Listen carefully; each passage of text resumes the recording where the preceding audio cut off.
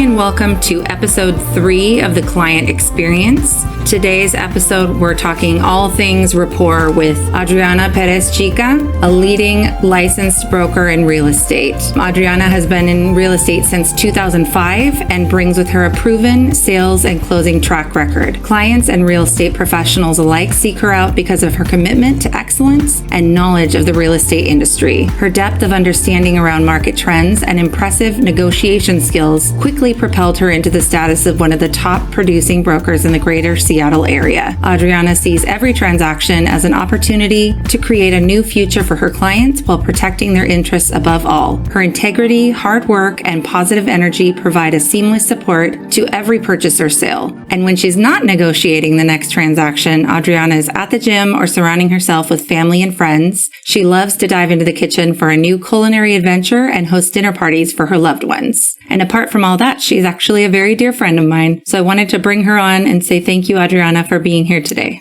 Oh, you're very welcome. It's a pleasure, Riah.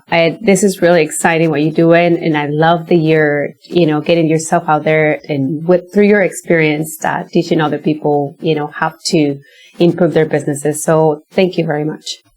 So today I wanted to bring you on because I've had the pleasure of working with you a little bit and seeing what effort you put into building a relationship for the long term with your clients. So I just thought that if we're talking about rapport, I wanted to bring you on. So can you start by telling us a little bit about your business? Who are your clients? And then we'll talk a little bit more about how you serve them. Sure. So, I do kind of a traditional selling in sellers and buyers, and I help group of people as well to invest. And I think my business is mostly people, they want to either buy their first home or they want to move into a bigger home. And I've been in the business for a long time. So I help actually several generations now. The parents and now the kids that I'm helping. So it's very interesting. So that's kind of my business. I really, since the beginning of my career, I saw the need to really educate our client about what they were about to do, and not only to educate them to just go and buy one home. I wanted to educate them about what was the process and how they can start building wealth through real estate. That's awesome. That's awesome. Who else do you serve besides the traditional buyer or seller? Are there other people involved in the process? Oh, what do you mean? Like my team or? Yeah. So like if in the process of a transaction, I assume there's more than just your clients that you have to keep happy. There's other people involved in the process. Sure. So there's average about probably 25 people in one transaction. So it goes from... Wow, that's amazing. Title, escrow, loan officers, the processors for Sounds like you have to keep a lot of people happy during that process. There are a lot of people and with different needs, and it's amazing how you can orchestrate a whole group of people that a lot of times you don't even know them, but we all working for one main goal, and that's amazing. I called realtors, so people that are in real estate, and I think in a lot of professions, ninjas, because we have to jump through so much all the time in order to get that goal. But once we set ourselves to get it, nobody's going to stop us. And I've definitely seen that from you firsthand, which leads me into my next question about you, because one of the stories that you shared with me that I thought was amazing, for the listeners out there, Adriana is very goal focused. I always say that she's fire. One of the stories she shared with me was when she was very young and how she was very vocal about saying what her goals were. And so I wanted to have you share that, Adriana, with the audience. And I like to say this story because I think when you don't know that it's impossible, like you don't buy into somebody else's limitations, you are capable of doing it. What happens is a lot of people put their limitations, their beliefs and all that on us, and we buy them. So when I was 15 years old, I moved to Seattle area, to United States. I didn't speak English. I didn't know the culture, but I had big dreams. And I remember being really young that I wanted to have be in a radio host and a TV host. And that's what I wanted to do for a living.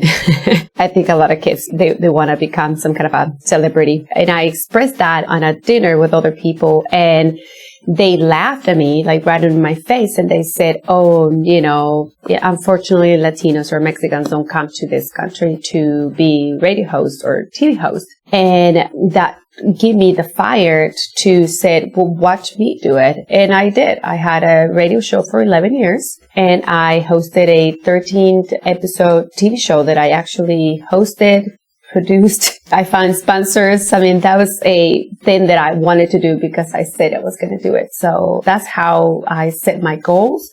And I mean, the older I get, the most experience, I make a plan and I know what I want to do. And so, well, I think everybody who's out there listening today, if you have a goal, if you got something that you want to do, there's always going to be a lot of people telling you that you shouldn't because other people have failed. Oh, that's not for you. You know, you or us, we don't do those things.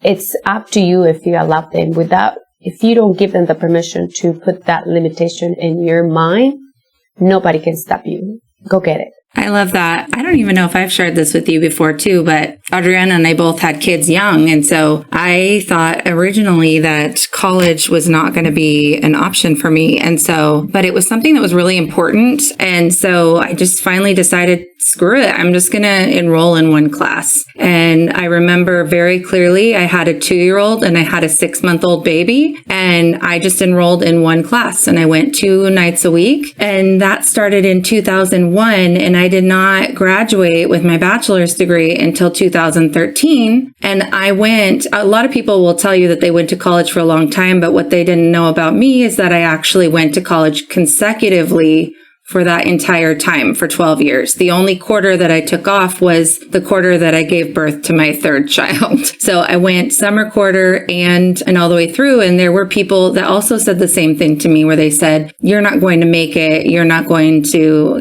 get your degree. And I was just like, watch me. And I think that there's a lot to that in running a business where, there's naysayers and there's people the reality is there are many, many business owners who aren't prepared or don't have a strategy in place to stay in business. And there's a lot of desire, but maybe not the framework to stay in business. And that can lead from early ages and carry over. And so that's one of the reasons why I really respect and admire your ventures in being an entrepreneur. And specifically in real estate, because it is such a long game. It's not something where you have the one transaction. You're really building relationships with the community because when they get to the point that they want to buy or sell a home, they need to have you on the top of your mind. So tell me a little bit about how you do that, way before they're even thinking about that. Tell me, what types of things that you do to befriend and continue that rapport with people so that when they're ready, they can come to you. So just want to mention I didn't know about your story about going to school with your whole family, Riah. That is amazing. So I respect you and I took off the hat that I don't have for you to do that. So to that question, I believe, being in business, and one thing that you might not know about me is that I open other businesses. Like you said, a lot of people, we have this desire to own something, to have our own business, but we go only with passion and desire, but that's not sustainable in the long run. We need to have tactics. We have to have education. We have to have a business plan.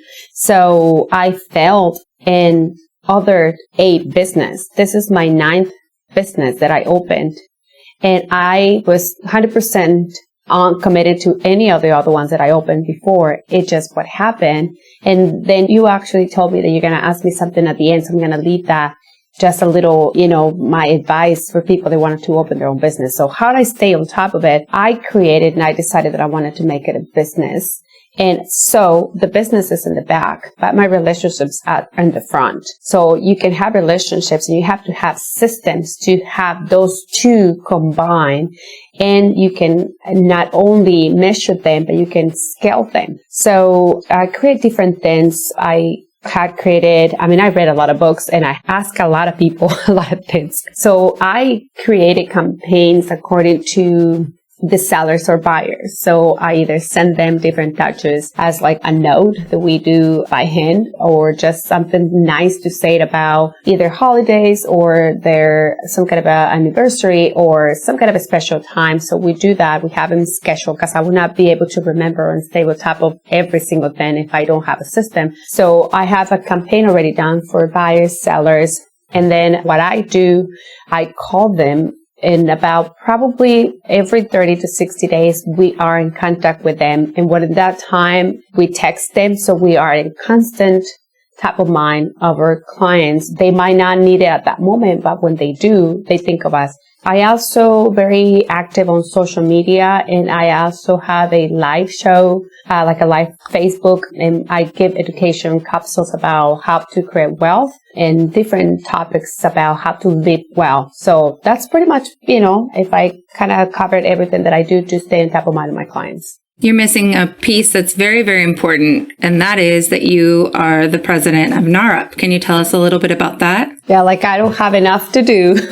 So NARUP is the National Association of Real Estate Professionals. It's a national association, the biggest trade association in the United States with more than 30,000 members. And I am the president for the Seattle chapter. And what we do is sustainable homeownership for Hispanics. Through this, NARUP had launched a Hispanic Wealth Project. So we educate our clients about how money works, how to invest, how to, be savvy about the things that they buy, involved in politics, and as well like fitness and family. So we do a lot of that stuff for our community because we believe that we cannot have power if we don't understand how all those things work around us. I love how that ties so closely into how you do business and your live stream show. And we'll put the links to her social media in the show notes. But if you have a chance to watch the live stream show, it is in Spanish. So bring your friend that speaks Spanish if you don't yourself. But if you do, you should check it out because it really is well-rounded. It's called Bienestar, which is well-being. And she's talking about all of these things that, that NARUP stands for and the Wealth Project stands for. And so I had never seen anyone who'd done a regular weekly show on their Facebook page, which just shows how out of the box you think, which I really respect that. Tell me, Adriana, what would you say is your most challenging thing when it comes to building rapport with your clients? And what is your favorite thing about building rapport with your clients? So I will share two things. I find out, and I was actually very surprised that your clients, the people you steer, they don't think of you every day as you think they do. They don't. If somebody comes and pursues them, they will go with them. Because that's how humans function. It has nothing to do with, they don't like you. There's a report that I read that 80% of people will recommend their realtor to somebody else. And only 5% of them does. Why? Because the realtors never keeps in touch with them. That's the reason. So when I found out that was, that they didn't think of me as I thought they did, I really dig into really deep into staying connected with them. And that's the challenge part. Because if you're, I have a database of, probably close to 1,400. And I update it.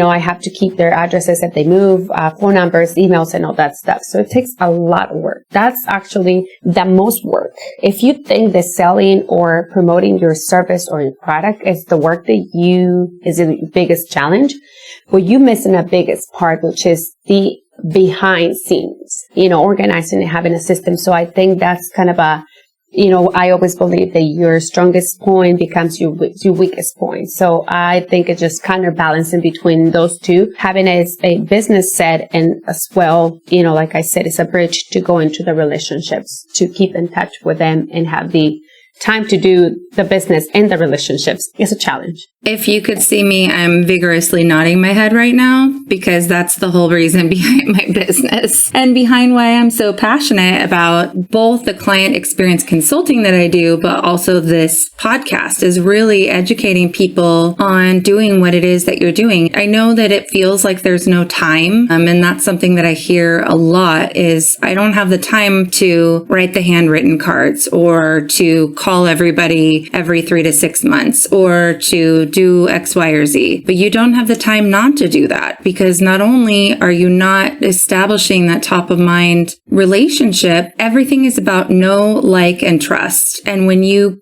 put yourself in their shoes and you put yourself in their life in a way that is non-intrusive, but important so they know to think of you, you're establishing that trust. They feel like they know you better and you are serving them with heart. And that's, what I see you doing. And I just really appreciate that you put that as a priority in your brokerage, is investing the time in building that relationship with people and really connecting with them. Because even if they aren't going to do business with you, they may know somebody. And we do love to make money, but ultimately the goal is to serve people. So Adriana, I wanted to ask you just a couple questions for the benefit of our listeners. The first one would be, what advice would you give to anyone running their own business that wants to provide a good client experience and wants to be able to build rapport with their clients over a period of time so that they're top of mind? Sure. And I think I concentrated a lot of the business aspect, but at the end, I like to always lead with this. People don't care how much you know until they know how much you care. And I think that should be your flag. If you look at to sell and then good luck, you might not go too far. So I always said, look how you can help. Look to help. And people know that you really care. If you I think there's nothing better than understanding their needs, asking them a lot of questions, create a lot of rapport, and help them, guide them, because they're looking for you because they need help. That's awesome. That's awesome. And tell me, what is the best advice that you've ever been given? Oh gosh, I think I learned this the hard way, and I get mentors. Get mentors and ask a lot of questions. Don't try to do it all on your own. Other people had already had traveled the same path you want to go to. So ask questions, find mentors. And I think that's the best advice that I have actually was ever, one day given and actually take it. So I ask a lot of questions and I look for either people, books, and even some, read a lot of books from Napoleon Hill. He never even met me, but I think he's one of my big mentors because he talks a lot about, he wrote the book about Think and Grow Rich. And what he says is if you really, really, really want it with all your soul, you will get it. You will receive it. You will find a way. I love that so much. And the last question I had for you was, how can we help you? And also, how can we find you if people want to know more information about your brokerage, which is via Real Estate Group? How can they find you so that they can receive the benefit of all of your real estate experience? Thank you. And if, you're looking to get information about either buying, selling, or investing, I give, a lot of little capsules through in our website and via Real Estate Group. You can follow me in Adriana.perezchica and Instagram, or you can actually like my page, Adriana Perezchica Real Estate, or you can send me a friend request as well. We give a lot of information. I just want people to make sure that when they make a decision, they make that educated decision, and that's what we are here for. Well, thank you so much for joining us today, and we just are delighted to have you as our guest, and we appreciate you. So thank you so much. Thank you, and I really respect what you're doing, and I appreciate the time and the opportunity, so I look forward to do it another time. Yeah, absolutely. And thank you to our guests for being with us today, and we look forward to another episode for episode 4 coming up soon. So thank you. Bye-bye.